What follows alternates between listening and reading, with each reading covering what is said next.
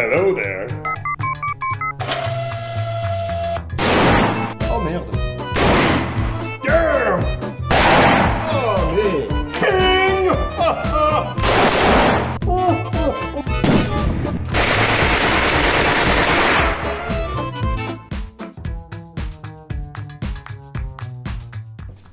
Paf! Bonjour, bonsoir à tous, c'est Adrien du French Grenier comme d'habitude, j'espère que ça vous plaît d'être là, bordel! Ah, ça fait plaisir de vous retrouver. Une arme secondaire, si c'est pas tertiaire. 40 ans de service actif, et même plus si on compte les usages civils. Le rubis! Le rubis, c'est un corindon de la famille des petits cailloux. Et ça me fait très plaisir de vous montrer cette arme magnifique qu'est le rubis. Ah, ça c'est pour ceux qui n'ont pas la patience d'écouter toute l'histoire passionnante de ces armes et qui sautent directement au tir. Désormais, vous ne saurez jamais quand est-ce que je vais faire des tirs.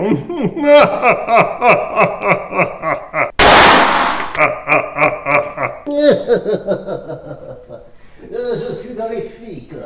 Ouais, le rubis. Ruby, Ruby, Ruby, Ruby. And do you know how you do it to me? Ruby, Ruby, Ruby, Ruby. Due to lack of interest, tomorrow is cancelled. Let the clocks be reset and the pendulums held, 'cause there's nothing at all except the space in between finding out what you're called and repeating your name. Ruby, Ruby, Ruby, Ruby. Do you know what you do it to me? Ruby, Ruby, Ruby. Qui, contrairement à son nom, ne se porte pas en bague. À la limite en collier, mais c'est un peu lourd et tu vas te faire choper pour port illégal de catégorie B. Ouais non, vaut mieux pas. Le pistolet rubis est très très connu et pour une bonne raison, il a été très très répandu. Au minimum syndical, 750 000 exemplaires ont été construits et potentiellement même le double quand on sait qu'au moins 60 fabricants en ont sorti. J'en ai vu passer des brouettes. Des pelleteuses. Tout commence en fait avec le Browning 1903. Plutôt sympathique et moderne, ce 1903 fait office d'inspiration pour beaucoup de fabricants à partir de 1905 notamment. On trouve des copies plus ou moins élaborées de ce Browning, et par exemple à partir de 1911, c'est Esperanza y Unceta qui produit le Victoria qu'elle a breveté avec Pedro Urreaga, je crois. Ah ouais, alors je pense pas que vous vous en rendez compte parce que c'est vraiment très léger, hein. C'est subtil comme indice, mais je parle pas espagnol. J'ai jamais fait d'espagnol de ma vie. Moi, j'avais pris allemand LV1, donc il a fallu que je prenne anglais LV2, bien entendu. Et je parle la langue de Cervantes comme une vache suédoise. Donc, vous m'en voudrez pas si je fais quelques approximations niveau accent et consonnes et voyelles et bingo. Alors, pour l'anecdote, Esperanza y truc machin là, c'est le premier nom d'Astra. Ah ouais. Tout le monde s'en fout, mais ouais. À partir de 1914, débarque Gabilondo y Urresti. Je crois. Il me semble. Bon bref, on va l'appeler Gabi à partir de maintenant pour m'éviter de désacraliser l'espagnol encore et encore. Alors commençons déjà par une précision. Gabilondo y Urresti, ouais je crois que c'est ça. C'est son premier nom, mais il changera bientôt pour devenir Lama. Ouais, vous vous rappelez le petit 1911 de merde là que j'ai jamais réussi à faire marcher en 3 épisodes? C'est la même boîte.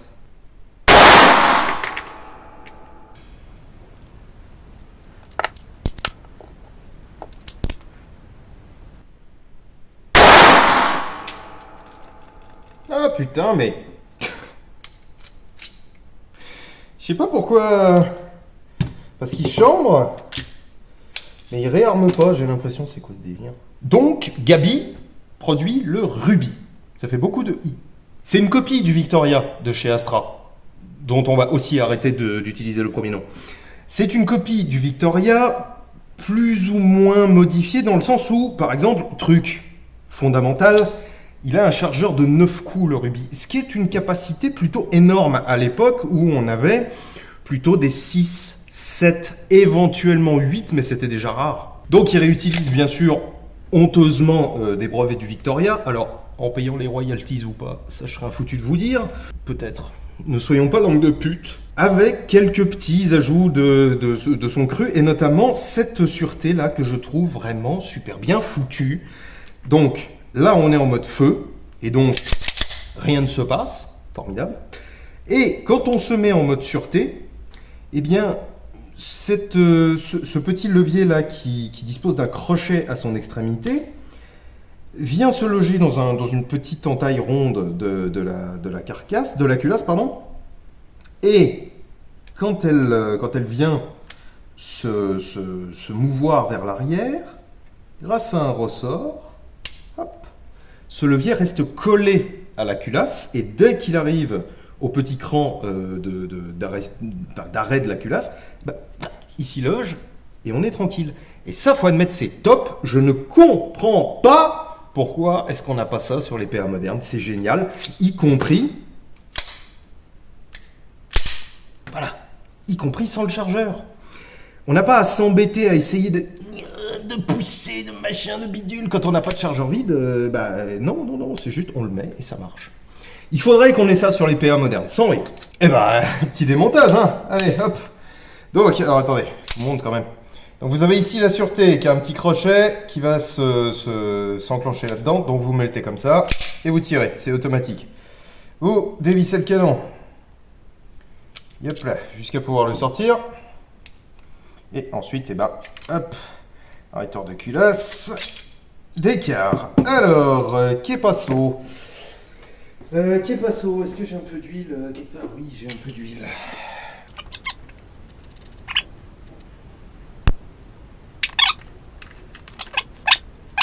Donc on remet le ressort, on remet la culasse, on remet l'arrêtoir en place. Voilà, j'ai les mains pleines d'huile, putain.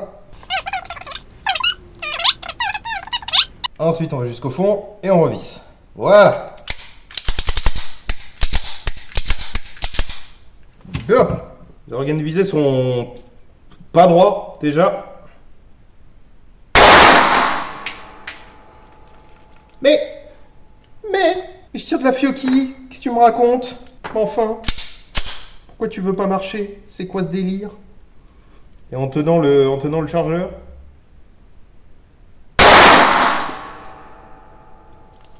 Ben non. Mais qu'est-ce que c'est que cette merde? Excuse me, but. Mais it's some kind of magic. It's a kind of magic. Merde. Je ne sais dire aucune injure en espagnol pour la bonne raison que je ne cause pas un mot d'espagnol. Mais you commenço I.O. à me casser les couillots. Allez, vas-y. Fuck. Mais pourquoi il reset pas, ce con? Parce que là, ça veut quand même dire un truc grave.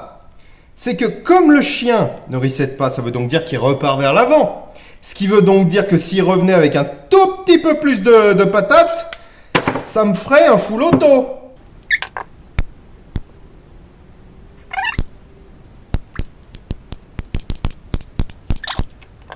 C'est quoi ce bordel là? Je garde le doigt enfoncé. Quoi de le fuck? Alors quelques données techniques sur le rubis. Théoriquement, il fait 850 grammes. Les longueurs totales et les longueurs de canon ont varié parce que les fabricants ont varié et ils ont un peu chacun fait leur petite sauce interne. Voilà.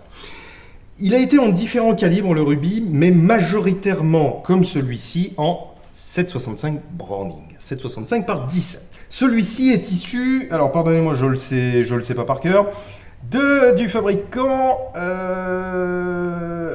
Alcar Tasuna Fabrica de Armas a Guernica. Donc Alcar Tasuna Fabrica de Armas a Guernica. Voilà, donc Alcar, on va dire. Je sais pas si Tasuna veut dire quelque chose, c'est peut-être un nom de famille ou ça veut peut-être dire j'en sais rien.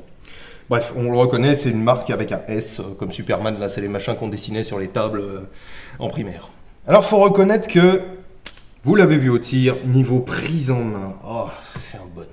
C'est comme un gant de moto. C'est serré, mais c'est pas étriqué. Et ça, moi, je kiffe. Alors, bien sûr, on n'a pas tous les mêmes mains, on est d'accord. Mais moi, ça me va à la perfection. On est vraiment collé fort contre le busc. Et comme ce sont des plaquettes qui sont vraiment larges, qui sont vraiment massives, oh, on a super bien en main. Il n'y a pas un vide dans la main, tout colle, c'est parfait. Comme en plus, il est assez massif et assez lourd, il est équilibré plutôt vers l'avant. Pas vraiment, il pioche pas, mais on va dire qu'il est équilibré par là. Ah, en 7,65, c'est un bonheur, ça bouge pas, c'est une mitrailleuse de poche, quoi, c'est... Voilà, c'est génial, c'est top. Franchement, j'ai eu très longtemps un a priori sur le rubis, parce que c'est bon, on en voit partout, c'est chiant, c'est le flingue des vieux, oh, qu'est-ce que j'en vois, j'en ai marre, en plus c'est de mauvaise qualité, on verra après que pas du tout, oh, puis voilà, bah non, en fait c'est bien, c'est vachement bien. Et pour un 7,65, surtout de cet âge-là, parce que, on va le voir, les 1915, c'est un très haut niveau, moi je trouve, pour 1915, le rubis. On dirait pas, mais ça n'est pas à prendre à la légère. Et il faut lui reconnaître les qualités qu'il a réellement. Ah, c'est emmerdant. C'est emmerdant, je suis en train de vous dire que c'est pas mauvais comme flingue. C'est marrant parce que j'avais pas trop de temps à perdre, là tout de suite. Mais bon. Allez, opération à cœur ouvert. Ouais, voilà. Bon, bah c'est parfait, je peux vous le montrer encore plus simplement. En gros, donc j'appuie, poum, ça lâche le chien, et là, il y a un problème. Parce que c'est censé, voilà, faire ça. Sauf que, eh ben, ça le fait pas. Non, mais bon, c'est pas compliqué à régler comme problème, mais fait chier quand même, là-haut.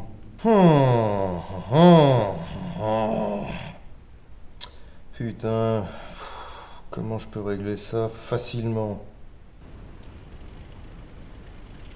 En 1915 donc, notre bon Gabi décide que il serait peut-être temps de pécho un contrat militaire pour se faire de la grosse tunasse, et donc il envoie quelques exemplaires à l'armée française. C'est plutôt bien pensé parce que c'est vrai qu'à ce moment-là, on a un très léger différent désaccord avec nos voisins immédiats. Je vous cite l'opuscule du docteur Berillon sur la bromhydrose fétide. L'allemand a une odeur spécifique qui n'a rien à voir avec la nôtre. Rien du tout, car dit-il, sa sudation, sa défécation, son exhalaison montrent qu'il ne contrôle ni ses glandes sécrétrices, ni ses réactions vasomotrices, donc l'allemand pue. Il pue comme un putois. Oui, il pue. Et vous savez pas, eh ben on a accepté. Mais genre on a accepté bien comme il faut. L'état-major passe un contrat avec Gabi pour qu'il leur fournisse 10 000 pistolets par mois. Ça, c'est en mai 1915. En août de la même année, on passe à 30 000 pistolets par mois. Et quelques mois plus tard, on passe carrément à 50 000 pistolets par mois. Ça fait quasiment 5 fois chacun d'entre vous en pistolet. Dites-vous bien, aujourd'hui, je suis un pistolet et je fais partie des 50 000 qui ont été livrés chaque mois. Enfin, pour vous donner une idée, août 1915, 30 000 pistolets par mois, ça fait 1000 pistolets par jour. Pour n'importe quelle boîte de cette taille, et même j'ai envie de dire n'importe quelle boîte de n'importe quelle taille, 10 000 par mois, c'est déjà énorme. Alors 5 fois plus. Du coup, notre Gabi, qui a de la suite dans les idées, se dit « J'arriverai jamais à leur faire 50 000 pistolets par mois, ni même 30, ni même 10. Donc je vais m'associer avec d'autres fabricants qui vont m'aider. » Il leur prête les droits d'exploitation et ils l'aideront dans sa colossale tâche. Alors comme dit, vous m'en voudrez pas, hein. Comme je parle pas un mot d'espagnol et que je connais absolument pas ces fabricants par cœur, je me suis fait une liste. Vous m'en voudrez pas, mais là j'ai un pense-bête. Hein. Alors, dans un premier temps, Gabilondo Iu Resti, ouais c'est ça, j'avais raison, qu'on reconnaît puisque les militaires français ont tamponné les armes, on verra après pourquoi. Lui, on le reconnaît grâce au code GU. S'associe avec quatre autres marques. Armeria El... Oh putain. Oh ça merde, je les avais même pas lus. Armeria El Goi Baressa I Compagnia. Armeria El Goi Baressa El Goi Baressa El Goi Baressa I Compagnia. D'accord, sous la marque Lusitania. Ok. Ceux-là, on les reconnaît avec le poinçon AE. Ekealazza I Vincina I Compagnia. Ah, d'accord. Alors, apparemment, eux, on ne connaît pas le tampon. Heroes di An... Non, mais attends, c'est des vrais noms, ça? C'est des vrais noms? Non, parce que je parle pas espagnol, mais Heroes di Angel... Ah non, mais Angel, c'est un prénom. Ah, putain. Ah, j'ai eu très peur, là. Là, ça faisait vraiment nom de groupe emo des années 2000. Ok. Heroes di Angel Echeverria. Heroes di Angel Echeverria y Compagnia. Au code HE. Et enfin, Iraola Salveria y Compagnia. Avec le code IS. Vous comprenez pourquoi est-ce qu'il me fallait une liste. Bon, allez, je vais régler ça, je reviens. Ah, trop cool. J'avais pas prévu de perdre 1 heure là-dessus. Later. C'est bon, ça marche. Regardez, arme vide, clic. Il y a un reset. Oh, mon Dieu. Alors, maintenant, Choupinet, je te prierai de bien vouloir fonctionner. Sans quoi, je vais râler. Je préviens, très fort. Oui, oui. Et si tu as une quelconque oreille, une quelconque ouïe, cher ami, Ruby, ça rime, tout plein. Je te conseille de fonctionner, salope. Bon, allez, Choupinet, vas-y, tu marches, là. Tu fais pas chier.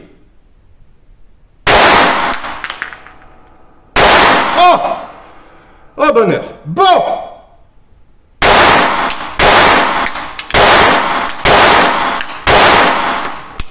Clic. Bon, c'est bon. C'est parce que je suis vide, cette fois. Ah, ça fait plaisir. Ah, je bouge plus. Par la suite, le gouvernement français est tellement dans la dèche qu'il est tout à fait d'accord pour acheter toute production supplémentaire, toute production excédentaire. Et notre bon Gabichounet, là, qui est encore une fois de la suite dans les idées, il se dit, bah, il n'y a pas de problème, puisqu'ils m'ont fait un contrat stipulant qu'ils vont acheter toute la production excédentaire, bah, je vais appeler 3 autres copains à la rescousse, et de la production excédentaire, on va en faire. Et on va même en faire le plus possible, les 3 derniers étant Alcar Tasuma, sous les marques Alcar, Capitane et Panama. Donc le code militaire français pour eux c'est AK. Beistegui Hermanos. Bestegui. Regardez pas comme ça. Avec le code BH et Erkiaga y Compagnia sous la marque Fiel.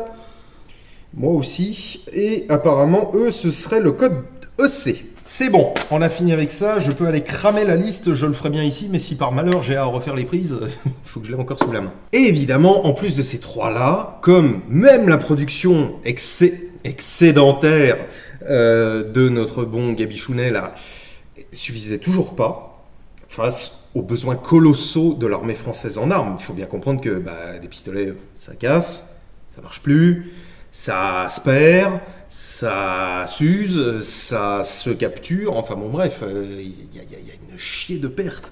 Et donc, beaucoup de fabricants vont finir par mettre leur grain de sel là-dedans et à en fabriquer sous licence ou pas. Faut quand même comprendre que l'armurerie en Espagne, ça a été pendant très longtemps de la loi de la jungle, sous méthamphétamine. Et donc on arrive à des rubis de longueur, de capacité, de calibre assez variables. Et autant les trucs de Gabi étaient d'une qualité très bonne si c'est pas irréprochable, autant sur beaucoup d'autres fabricants, hors évidemment les officiels dont je vous ai parlé, La qualité était très très discutable. C'est arrivé assez souvent qu'il y ait des problèmes. Alors, de finition, mais ça c'est pas le plus grave, j'ai envie de vous dire. Certes, c'est pas top, parce qu'une finition, ça sert malgré tout à ce que l'arme fonctionne mieux plus longtemps, se dégrade nettement moins vite, mais aussi et surtout, et c'est vachement plus grave, des pièces qui sont pas aux bonnes cotes, si c'est pas carrément soit en acier doux, soit carrément pas en acier. Ce qui fait que, je vais vous le démonter, juste pour que vous compreniez l'idée, parce que, à la limite, une sûreté qui est pas aux bonnes cotes, bon bah, elle est trop fine, et du coup, elle fait plus son usage. Mais c'est pas le plus grave. Un verrouillage de chargeur qui est pas aux bonnes cotes, bah là, il retient pas forcément le chargeur. Ah, c'est plus emmerdant, mais c'est encore pas le pire. Parce que, tac, donc ça se démonte comme ça, blablabla, voilà. Parce que... Le problème se situe plutôt au niveau du verrouillage. Ici, vous voyez, vous avez 3 grandes encoches. Ça, c'est typiquement Browning qui a fait ce genre de truc. Et sur le canon, bah, vous avez 3 encoches qui viennent se coller là-dedans. Si par malheur, cette pièce-là est en acier doux, le canon, qui est en acier extrêmement dur, va finir par bouger. Va finir par bouger, prendre de plus en plus de jeu, et va finir par mâchouiller ces encoches qui vont finir par lâcher. Ce qui fait que le rubis est une des armes les plus fréquemment sujettes au problème dit du canon qui part en même temps que la balle, ce qui est extrêmement emmerdant. Vous en conviendrez. Parce que, déjà, t'as plus de canon. C'est con. T'as potentiellement plus de culasse, parce que si le canon part, fatalement la culasse n'est plus retenue par rien, donc voilà. Elle va foutre le camp en même temps, ou peu après. Résultat, il ne te reste plus qu'une carcasse dans la main, et ça, c'est si tu as encore une main. Parce qu'un canon qui se barre vers l'avant, ça veut donc dire que la balle est potentiellement encore dedans. Et quand le canon va bouger vers l'avant, les gars sont très intelligents. Ils n'ont pas de cerveau, mais ils sont quand même très intelligents. Eux, ils prennent toujours la solution la plus facile. Et la solution la plus facile, c'est d'expulser la douille et de partir vers l'arrière.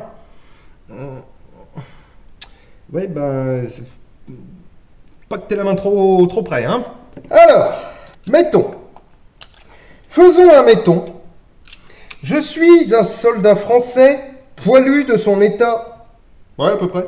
Et j'ai reçu ce bidule-là en remplacement de mon noble, mais très légèrement dépassé, modèle 1892, revolver 1892. Et je suis sur le front, face, ma foi, à un teuton qui, lui, pour des raisons qu'on ignore, a encore son modèle 1883, son Reich Revolver. Je sais pas, peut-être qu'il le tient de son papa et qu'il n'a pas envie de le laisser tomber.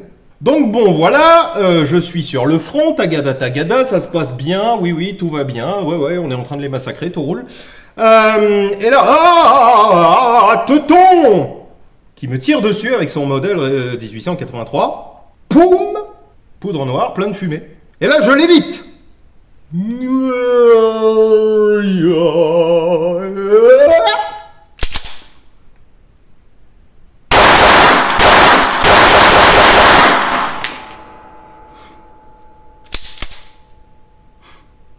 C'est bon? T'es mort? Cool.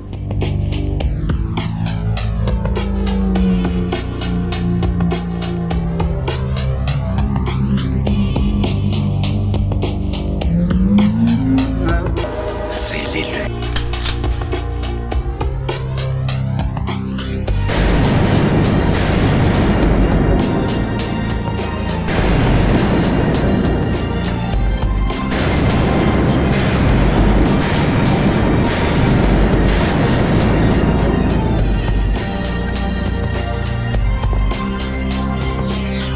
Les gars, on va manger de l'allemand!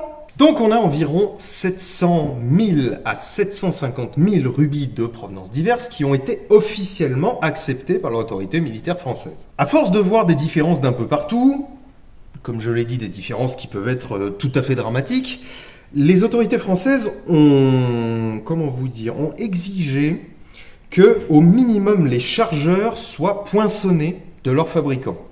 Et en l'occurrence, vous le voyez ici, c'est le cas, il est poinçonné de Alcar Tasuna.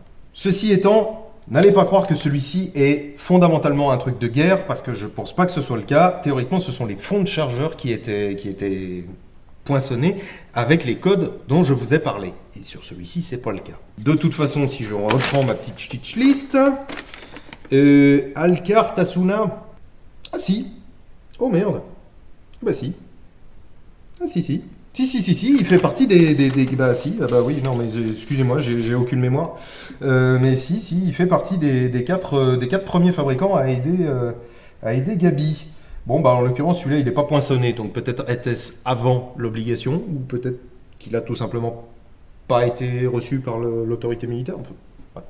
On peut tout imaginer. Mais les chargeurs, notamment, ça permettait d'éviter le problème du chargeur qui tombe inopinément au moment de tirer. Vous savez, vous tirez la première, et là, le chargeur, il fait plonk.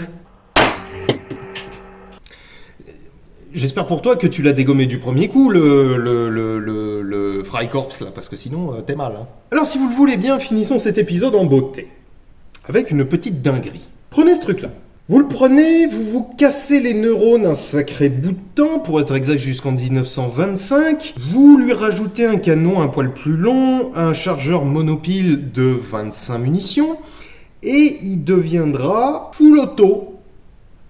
Ouais, full auto, ce truc-là. Alors, ceci étant, je suis assez curieux parce que c'est quand même très contrôlable. Ce rubis full auto sera notamment vendu aux seigneurs de guerre chinois en concurrence avec Astra, son ancien copain, qui vendait également en Chine, parce que la Chine, je vous l'ai expliqué quand on a parlé du Mauser C96, enfin du Schnellfeuer, ça a toujours été un énorme marché pour tout le monde en gros, hein, puisque gros besoin d'armes, et en plus ils achetaient à peu près tout ce qui leur passait sous la main. Donc ce sera vendu aux Chinois, mais aussi à l'aéronavale japonaise. L'aéronavale japonaise finira avec un rubis full auto, qui sera extrêmement apprécié des pilotes. Parce qu'évidemment, très compact et avec une grosse puissance de feu. Et de mémoire, il y aura aussi les brigades internationales pendant la guerre d'Espagne qui en auront. Ah, pendant qu'on en est à parler des variantes et des successeurs du Ruby, parce que j'ai un petit peu oublié, donc Rustine, salut. D'une part, le unique modèle 17 fabriqué à Hendaye, donc dans les Pyrénées, de 1928 à 1944, a été utilisé par la Wehrmacht et par l'armée française, respectivement à 50 000 et 18 000 exemplaires. Et puis on en a revu assez récemment pendant la guerre en Libye. D'autre part, le Union modèle 1925 ou le PA type Union, c'est également une variante du Ruby. Il y en a eu plusieurs types différents, etc. Mais le plus rare, le plus bizarre et le plus connu aussi, curieusement, c'est le fameux monté avec un chargeur fer à cheval de 35 coups. Fabriqué de 1925 à 1940, si ma mémoire est bonne, il a équipé l'armée française, diverses forces de police, la PP parisienne et les agents de la Banque de France. J'avais un stock énorme de plaquettes d'Union à un moment, et je sais pas pourquoi, je sais pas d'où je sors cette idée, mais je suis quasiment sûr d'avoir quelque part le chargeur fer à cheval. Je sais pas pourquoi j'ai ça dans la tête, mais peut-être que d'ici la sortie de cette vidéo, j'arriverai à vous le pondre. J'ai pas l'arme en tout cas, ça je suis sûr. Bon, j'en oublie beaucoup parce que vraiment les copies et les successeurs du Ruby ont été légion, mais au moins vous connaissez d'ores et déjà les principales. Retour à l'épisode. Allez, on va se faire encore quelques petits coups. Tirer un petit coup, c'est agréable. Tirer un petit coup, c'est bon. À une main. C'est super stable. J'adore parce que la prise en main est tellement excellente, il est tellement verrouillé, je le tiens tellement fort, il n'y a rien qui bouge. Je kiffe ce qui fait que je n'ai même pas peur à gauche, même pas peur, tarte à gueule à la récré.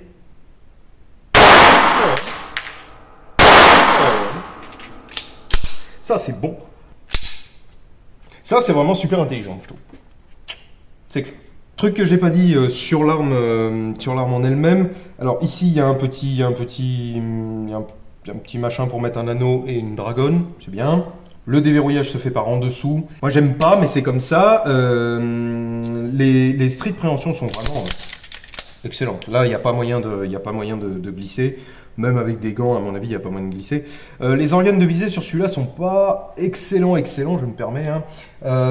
Parce que c'est joli, c'est très esthétique, il y a des arrondis, il y a des machins. Bon, D'accord, mais j'ai l'impression qu'ils sont pas droits. En fait, les deux, comment vous dire, les deux morceaux de la hausse, les deux flancs de la hausse sont pas symétriques, j'ai l'impression, et ça me perturbe.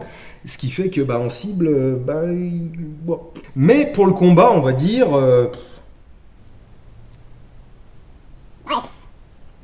Je simule une remise en batterie là. Bon, peut-être qu'avec un peu d'habitude, il y a moyen. Parce que c'est quand même une hausse assez large. C'est une hausse typée combat. En gros, le rubis, c'est une arme très commune, qu'on regarde un peu de haut, à tort, mais d'une très bonne préhension, très fiable, et d'un fonctionnement, mais alors super intuitif, y compris le démontage, c'est super intuitif, pour peu que ça ait été fait par un fabricant un peu soigneux. Et le truc le plus rigolo dans l'histoire du rubis, c'est que, un petit peu comme un serpent qui se bouffe la queue, le rubis influencera le design du Browning 10-22. Lui aussi doté d'un chargeur de 9 coups, pour la bonne raison que le Browning 10-22 était destiné aux troupes yougoslaves, jusque-là armées de rubis. Je suis pas sûr que le grand John Moses ait été particulièrement enchanté de devoir se calquer sur une arme du tiers-monde armurier, mais l'histoire est ainsi faite. Voilà, c'était l'histoire du rubis. Je suis content de vous l'avoir fait. Ça m'est venu, voilà, ça m'a traversé la tête comme une balle de 45, mais je me suis dit, tiens, merde, c'est vrai que moi-même, j'avais jamais tiré au rubis, en fait, parce que j'en ai eu des chiens entre les mains. Et mon Dieu, j'en ai fait neutraliser plus que je peux en compter, j'en ai cisaillé plus que je peux en compter. Et me regardez pas, hein, c'est le détenteur d'origine qui choisit. Mais j'avais jamais tiré avec. Et il faut admettre, c'est bien.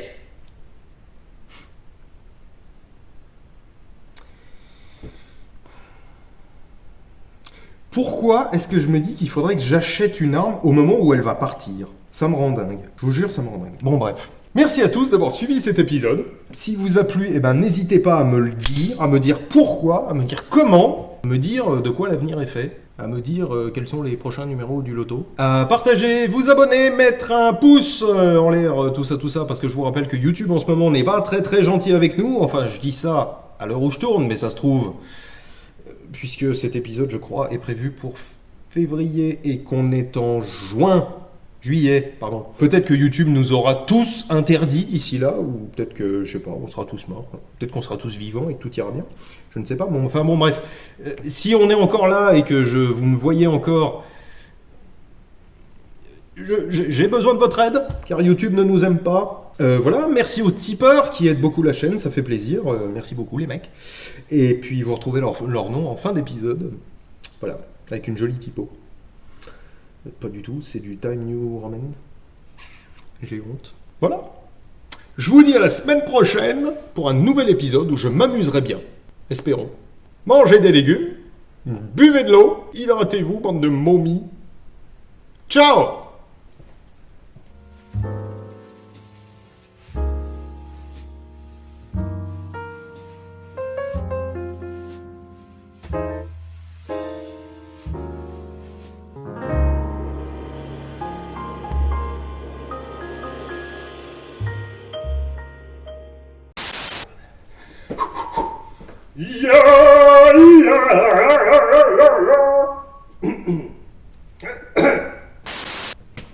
Paf! Bonjour, bonsoir à tous, c'est Adrien du French Grenier, comme d'habitude, j'aime...